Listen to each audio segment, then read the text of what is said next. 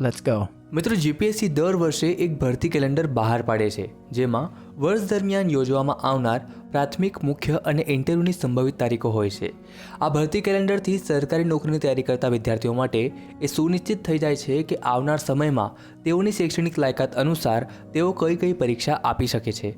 એવામાં ઘણા વિદ્યાર્થીઓની રિક્વેસ્ટ હતી કે સર, જીપીએસસી ક્લાસ 1, 2 અને ક્લાસ 3માં કઈ કઈ પોસ્ટ હોય છે તેના વિશે વિડીયો લાવો. તો તમારી આ રિક્વેસ્ટ સાથે નમસ્કાર મિત્રો, હું છું હર્ષ તમારી સાથે અને સ્વાગત કરું છું આપ સૌનું બાપા ક્લાસીસમાં. આ સાથે જો તમે આ ચેનલને ફર્સ્ટ ટાઈમ વિઝિટ કરો છો તો ચેનલ જરૂર સબસ્ક્રાઇબ કરો, જેથી કારકિર્દી સંબંધિત વધુ માહિતી અને માર્ગદર્શન તમને સમયસર મળતું રહેશે. તો મિત્રો, એઝ વી ઓલ નો કે ગુજરાત પબ્લિક સર્વિસ કમિશન અર્થાત જીપીએસસી એ ગુજરાત રાજ્યમાં ક્લાસ 1, ક્લાસ 2 તેમજ ક્લાસ 3 માટેની ભરતી કરાવતી એક મુખ્ય સંસ્થા છે.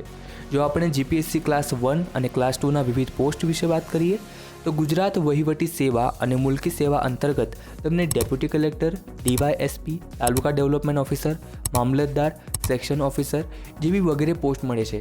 આ સિવાય commercial tax officer, range forest officer, assistant public prosecutor, motor vehicle inspector, accounts officer, Gujarati stenographer, English stenographer, even મિત્રો ગુજરાત વિધાનસભા સચિવાલયમાં પ્રતિવેદક તરીકેની પોસ્ટ હોય છે, જેમાં ગુજરાતી, હિન્દી અને ઇંગ્લિશ એમ ત્રણેય ભાષાઓ માટે વિવિધ પ્રતિવેદકોની પોસ્ટ હોય છે, જે ક્લાસ 2 અંતર્ગત આવે છે. હવે આપણે જીપીએસસી ક્લાસ 3ની વિવિધ પોસ્ટ વિશે વાત કરીએ તો state tax inspector, legal assistant, DYSO જેને આપણે ડેપ્યુટી સેક્શન ઓફિસર કહીએ છીએ, ડેપ્યુટી મામલતદાર. આ સિવાય માહિતી ખાતામાં, કાયદા વિભાગમાં, ઇવન ગુજરાત વિધાનસભા સચિવાલયમાં ટ્રાન્સલેટર માટે ક્લાસ 3ની પોસ્ટ હોય છે. આ સાથે જ research assistant, assistant motor vehicle inspector, municipal account officer, assistant forest conservator. મિત્રો, જીપીએસસી ક્લાસ 1, 2 સહિત ક્લાસ 3માં પણ ઘણી બધી બીજી પોસ્ટ હોય છે. કેટલીક ટેકનિકલ હોય છે તો કેટલીક નોન ટેકનિકલ હોય છે.